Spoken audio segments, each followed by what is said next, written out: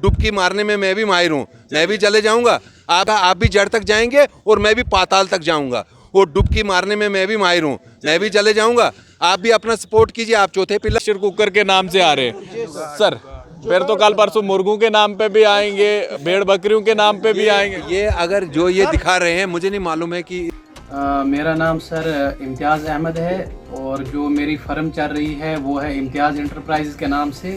8 सालों से इस फ़र्म को चला रहा हूँ मैं। ये मेरी फ़र्म यहाँ पे तोंदवा डोडा सिटी में है। तो मेरे पास जो मशीनरी है वो एग्रीकल्चर एंड हार्टिकल्चर के रिलेटेड है।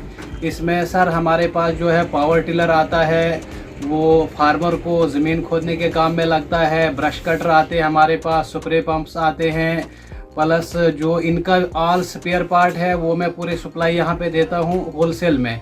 तो मेरे जो आउटलेट्स हैं वो भद्रवा में भी है, और यहाँ पे किश्तवाड़ में भी है, पाडर में भी है। तो मैं यही चाहता हूँ कि जो फार्मर हैं वो आइए यहाँ पे और सस्ते दाम में उनको मिलेगा, और ऑनलाइन पे भी वो मंगवा सकते हैं। ऑनलाइन पेमेंट करें तो घर बैठे बैठे उनको डिलीवरी मिल सकती है। अभी मैं डोडा के बस स्टैंड पे हूँ और मेरे ठीक पीछे आप देख रहे होंगे कि काफ़ी सारे जो मज़दूर हैं जो दिन भर दिहाड़ी लगाते हैं और उसके बाद जो है शाम के लिए अपना खाना तैयार करते हैं। और इन्हीं के बीच में जो है इश्तियाक वानी भी है, इनके साथ मिलने आए हैं। सर, इलेक्शन का ट्रेंड है या फिर मज़दूरों से कोई पर्सनली मिलने आए थे? नहीं, इलेक्शन का ट्रेंड होगा तो वो इलेक्शन में ही जचेगा। आज मज़दूरों का ट्रेंड है तो मज़दूर ही सरकारें बनाते भी हैं तो बिगाड़ते भी हैं। मैं इनके साथ पिछले 30 साल से जुड़ा हुआ हूँ। ये चीज़ आदमी कहाँ यहाँ बस स्टैंड में आकर झूठ बोल सकता है? यहाँ तो 20 मज़दूर खड़े हो जाएंगे, बोलेंगे ये तो झूठ बोल रहा है। मैं पिछले 30 साल से मज़दूरों के साथ एक मज़दूर हूँ। ना यहाँ हमने किसी को प्रेसिडेंट बनाया, ना हमने जनरल सेक्रेटरी बनाया, ना हमने इसमें कोई ऐसी ओहदेदारियाँ बनाई कि कोई बोलेगा कि ये अब उन कामों के लिए यहाँ हो सकता है यहाँ कोई मज़दूर होगा वो नेशनल कॉन्फ्रेंस का होगा, कोई मज़दूर कांग्रेस का होगा, कोई मज़दूर कोई होगा।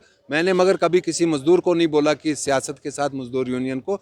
मज़दूरों के साथ मेरे बहुत पुराने रिश्ते हैं। मतलब अभी आने का क्या था आपका? मुझे कुछ मज़दूरों ने फ़ोन किया, उनके कुछ मामले और मसाइल थे, मैंने मुनासिब नहीं समझा।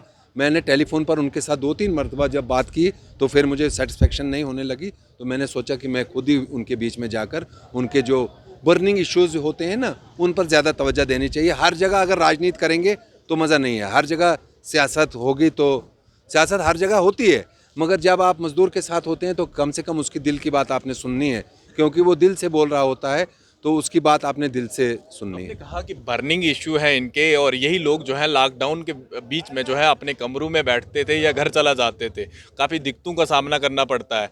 क्या आपने इनको आश्वासन दिया और किन चीज़ों की दिक्कतें जो है इनको फेस करनी पड़ती है? बहुत सारे ऐसे भी मजदूर हैं जिनको रेंट पे रहना पड़ता है और आप जानते हैं कि सिटी के अंदर लगभग 5 या 6 हज़ार से कमरा कम नहीं मिलता है। किस तरह की बात? मैंने वो 2-4 चीज़ें जो हमारी यहाँ हैं, एक तो इनका यहाँ रहने की व्यवस्था की जाएगी इंशाल्लाह।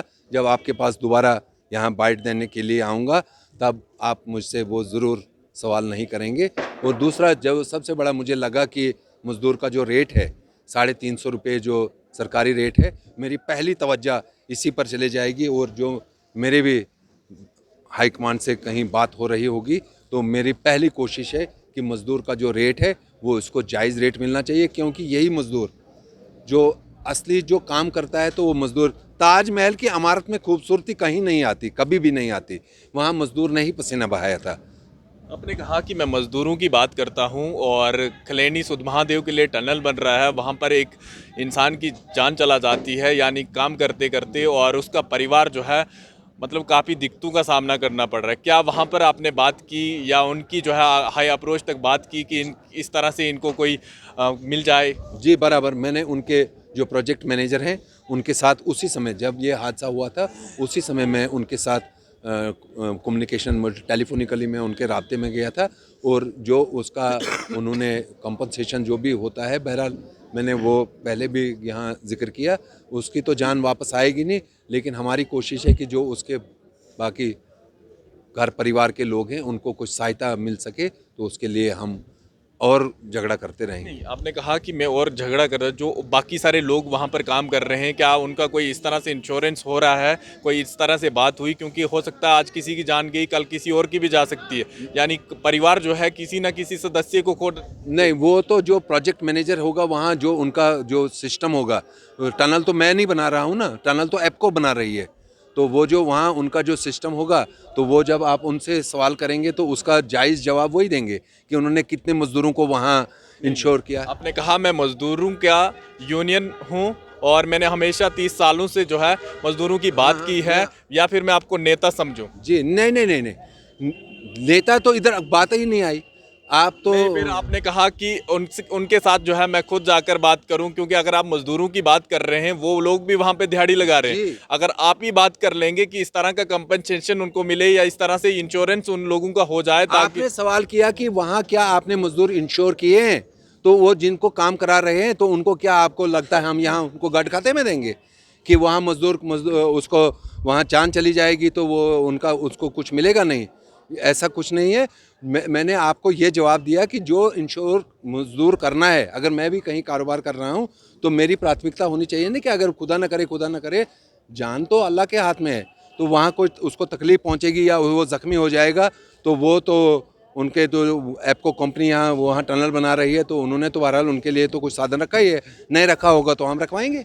चलिए सर, इससे हट के बात करना चाहूँगा। आपने कहा कि मतलब कि अब इलेक्शन का ट्रेंड भी आने वाला है, हो सकता है कुछ समय के बाद इलेक्शन भी हो जाए, और कुछ समय पहले जो है डीलिमिटेशन का एक ड्राफ्ट आया है, और उस समय जो है शक्ति प्रहार और रविंदर रैना की एक ऑडियो जो है वायरल हो रही है, जिसमें वो आमने सामने बात कर रहे हैं कि ये एरिया जो है हम इस कांचुनसी में डाल रहे हैं। क्या आपको लगता है कि ये बीजेपी का ही ड्राफ्ट था, या फिर जिस तरह से दूसरे पॉलिटिकल नेता कह रहे हैं, चाहे वो एनसी हो, अलग अलग कह रहे हैं कि ये जो है ड्राफ्ट बीजेपी ने खुद तैयार किया है? वो शायद आपने हमारे प्रदेश अध्यक्ष रविंदर रैना जी का उसमें बाद में बयान सुना नहीं, जो उन्होंने उसमें कहा था। उन्होंने ये कहा था कि वो 8 महीने पहले एक बात हो रही थी जब डिलिमिटेशन, उन्होंने उसमें उस एरिया, वो तो कुदरती, जब एक डिस्ट्रिक्ट के अंदर ही आपने सीट निकालनी है, वो तो ज़िले के अंदर ही सीट निकलेगी ना, ज़िले से बाहर तो जाएगी नहीं। तो वो अगर उस असर वाले, वो असर तो डिस्ट्रिक्ट डोडा में ही आ रहा है ना, तो अगर वो उस वाले एरिया में आ रहा है तो वो उन्होंने खुद उस बाइट को आपने देखा होगा। उसके बावजूद भी आपने मुझे अगर ये सवाल किया तो ठीक किया आपने। उन्होंने वो खुद कहा कि वो 8 महीने पुरानी बाइट को कट करके उसको जोड़ा है। बाइटें आज बहुत सारी और भी वायरल हो रही हैं, उसके बारे में आपने जिक्र किया नहीं, तो लेकिन चलो, अगर आपने डिलिमिटेशन के बारे में हमारे एक और ऑडियो जो है यहाँ के एक्स मिनिस्टर की भी वायरल हो रही है, जिसमें वो जो है साफ तौर पे धमका रहे हैं किसी को जिसने उनके ऊपर आरटीआई डाली है या कुछ, मतलब क्या कहना चाहेंगे? स्टेट लैंड की बात की जा रही है उसमें। देखिए, वो अगर आप उन्हीं से जिनकी वो वीडियो वायरल हुई है, मतलब आप कुछ नहीं बोलेंगे? नहीं, क्यों कुछ नहीं बोलूँगा? आपने मुझे सवाल किया तो बोलना तो अब मुझे पड़ेगा ही ना। आपने मुझे कहा वो भी एक वीडियो वायरल हो गई है, तो वो वीडियो जो वायरल हो रही है तो वो उसमें क्या, आपको क्या लगा कि उसमें जो आपने हमारे पुराने नेताजी के बारे में जिक्र किया तो वो क्या उसको धमका रहे थे? आपने खुद ही धमकाने की बात की। जरा आज आप उसी बात नहीं, ये आपने तो सुनी हुई नहीं, आप धमका रहे थे, मानो मैंने वो नहीं सुनी। नहीं, मानो कैसे नहीं मानो, मतलब आपने तो सुनी होगी तभी तो आप इस पे बात। तो उससे आप अंदाज़ा लगा सकते हैं कि वो किस अंदाज से उसको, तो वो सरकार तो इस समय लेफ्टिनेंट गवर्नर साहब की है, तो वो उनको क्या बोल रहे थे? बेहतर है कि वो आप उन नेताजी को खुद ही जाकर पूछे कि आप उनको क्यों धमका रहे थे। या ऐसा तो नहीं हो गया था कि मतलब कि उनको ध्यान नहीं रहा कि रिकॉर्डिंग भी होती है और मेरी ऑडियो ध्यान रखना पड़ता है ना, मुझे ध्यान रखना पड़ रहा है, मुझे पता है उधर कैमरा लगा है, आप सवाल पूछ रहे हैं तो मैंने ध्यान तो रखना है। तो टेलीफोन पर भी आप नहीं ना किसी को धमका सकते हो कि गलत बोल रहा हूँ। बहुत सारे हमने ऐसे भी लोग देखे जो इन सब चीज़ों से जो है आज़ाद होना चाहते हैं, चाहे वो एम्प्लॉय हो या जो भी दफ्तरों में काम करने वाले लोग हैं, वो जो है इन सब चीज़ों के, क्योंकि आपने हमेशा देखा था कि धमकाया जाता था उन लोगों को, कहीं ना कहीं मतलब कि टारगेट किया जाता कि ताकि इस तरह से काम होना चाहिए, मेरा पेला होना चाहिए, ऐसा होना चाहिए। क्या आपको लगता है कि कितना बदलाव हो चुका है बीजेपी के आने के बाद? अब आपने राजनीति में इधर मुझे खुद ही घुसाया, तो अब मैं थोड़ा मजदूर यूनियन की बात से हटकर अब थोड़ी राजनीति में, क्योंकि राजनीति भी करता हूँ ना, तो देखो, ये मोदी जी ने कहा है ना खाऊंगा तो ना खाने दूंगा। अब वो वाला किस्सा ख़त्म हो गया है। वो सिस्टम जो चोरियां चकेरियां, ये वो 40% 50% रिश्वतखोरी, ये नहीं चलेगा अब। ये जो देखो, ये भाईजान भी बोल रहे हैं कि रिश्वत के बारे में, जो ब्लॉक में ये बोलते हैं 25% या अगर 50%। ऐसा कोई केस अस्सलाम वालेकुम सर हम ये पूछना चाहते हैं कि जब हमारे मजदूरों के ऊपर सब मतलब दावा मतलब हर कोई वादे किए जाते हैं और जो मजदूर कहीं काम करता है फिर उस काम में वो कमीशन देना जायज़ है या नहीं? चले बोलिए, बताइए सर। बिल्कुल भी नहीं। और अगर कोई आपको ऐसा केस कभी दिखे तो मैं इश्तियाक अहमद वानी गारंटी देता हूँ आपको। ये जो मेरे भाई विमल जी बहुत तेज पत्रकार ये भी हैं, विकास जी, सॉरी वेरी सॉरी, क्योंकि वो आपके ही चैनल को वहाँ वो तो विकास जी, मैं आपके माध्यम से इनको विश्वास दूंगा, अगर एक भी ऐसा केस मिलेगा, अल्लाह गवाह है, बूढ़ा उसको जेल में ही कराऊंगा, आपको मैं गारंटी दूं। एक भी और ऐसा पूछना चाह रहे हैं सर जो मतलब जो ये मकान बने थे PMAY में, इसमें कई लोगों ने 10-10, 20-20 हज़ार फी बंदे से लिए और वो भी लिए मतलब जो कि ना अकाउंट में मांगा, ऐसे छुपी चोरी मांगे घर आके, और जिसने नहीं दिया उसका मकान काटा गया। कौन से गांव में रहते हैं आप? सर मैं सामठी पंचायत का हूँ, ब्लॉक असर। मेरा मकान था JK 04050, जबकि मुझे मांगा गया था 20,000। मैंने बोला मैं दूंगा ही नहीं। तो जब मैंने नहीं दिया तो उनने मेरा वो SKD उड़ा दी। उसके बाद मैंने बोला भाई वो कैसे उड़ी? उनने बोला भाई ये पंचायत वालों ने काटे। जब मैं उधर गया तो मैंने आप कह रहे हैं कि मजदूरों की बात करता हूं और ये मजदूरों के साथ इस तरह से हो रहा है। नहीं, ये बोल रहे हैं, देखिए ये एविडेंस, अगर कोई ऐसा इनके पास कोई ऐसा सबूत है और अगर कुछ ऐसी बात है, मैंने इनको गारंटी दी कि वो आदमी बाहर नहीं आपको मिलेगा, वो जेल में मिलेगा और बूढ़ा होकर भी बाहर नहीं आएगा। अब वो सिस्टम ख़त्म हो गया है। अब वो वाला जो किस्सा था पुराना ज़माने, अब यहाँ ये और चीज़ पूछना चाहूँगा इससे हट के, क्या इश्तियाक वानी अब इलेक्शन लड़ेंगे यहाँ से MLA के लिए? यहाँ मेरे से भी बहुत अच्छे अच्छे लोग हैं, जो अभी तो उसका कोई प्रश्न है ही नहीं।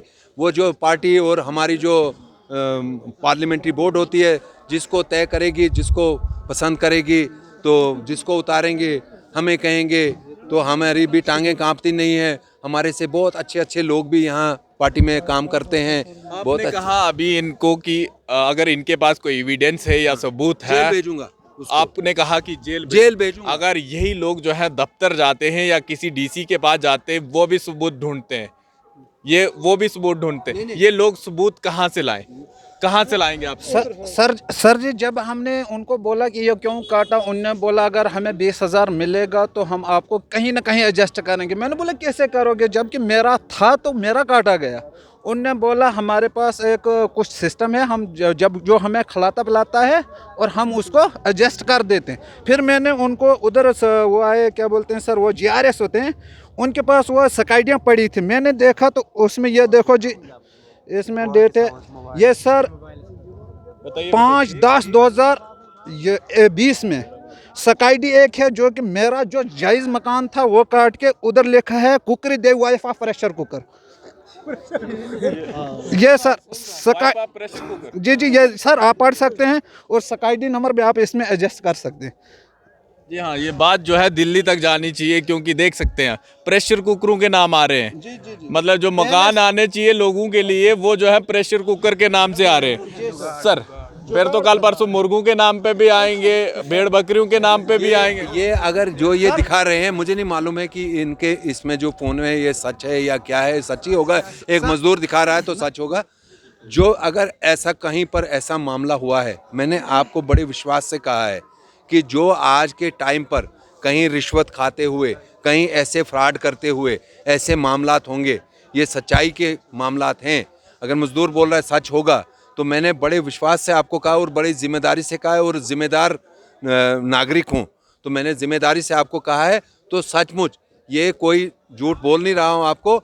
उसको फिर इसी वक्त अपना बोरिया बिस्तर तो जेल में लेने देते नहीं हैं, तो फिर कम से कम उसको तैयारी करनी चाहिए कि अगर ऐसी चीज़ें, रिश्वत खोरी के खिलाफ हम मुद्दतों से इसके खिलाफ हमने प्रचार किया है। We want eradicate corruption from district Doda on war footing. मैं आपके माध्यम से, कब तक लगे हैं आप दिखाइए कहीं ऐसा केस। तो मैं सर पहले ही तो प्रेशर कुकर का प्रेशर, आप मीडिया में हैं तो कीजिए हाईलाइट फिर इसको।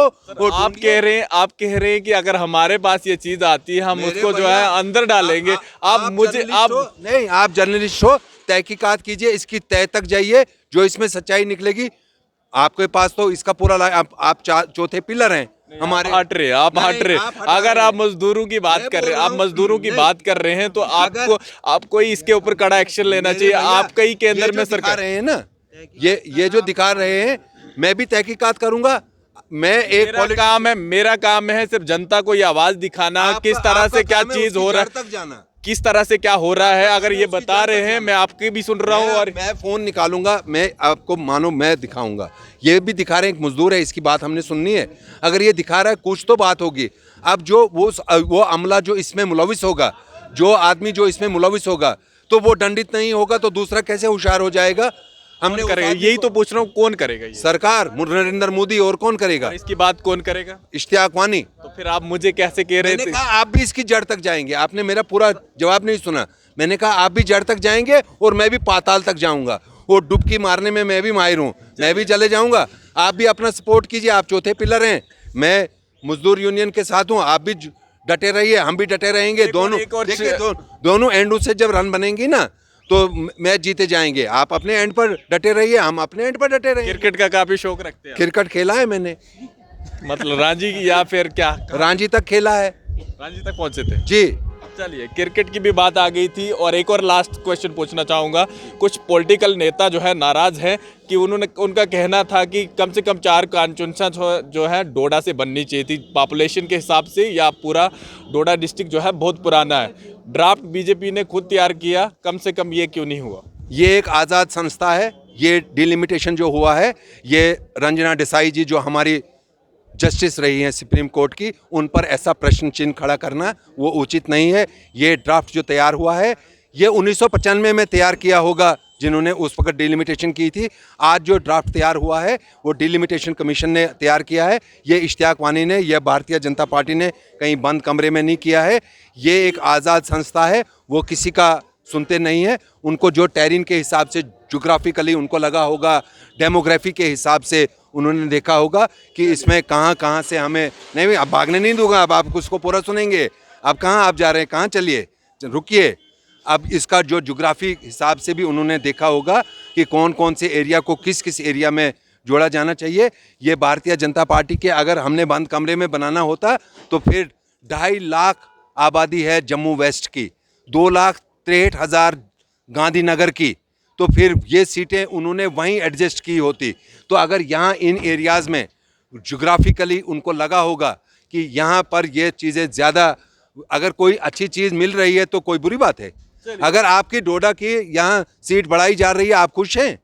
आप खुश हैं? मैं खुश हूँ। तो आवाम भी खुश होनी चाहिए ना। चलिए, जनता की बात करने की बात की इन्होंने, और जिस तरह से उन्होंने बताया कि 30 सालों से लगातार मैं मज़दूरों की बात कर रहा हूं, कहीं भी कोई दिक्कत आती है मैं जो है उनको हाईलाइट करने की कोशिश करता हूं। अब आने वाला समय ही बताएगा कि आखिर पॉलिटिकल गेम है या फिर सच में मज़दूरों के साथ जो है सही तरीके से इस तरह से इन्होंने किया है। कमेंट में अपनी राय ज़रूर रखिए। फिलहाल देखते रहिए जम्मू परिवर्तन।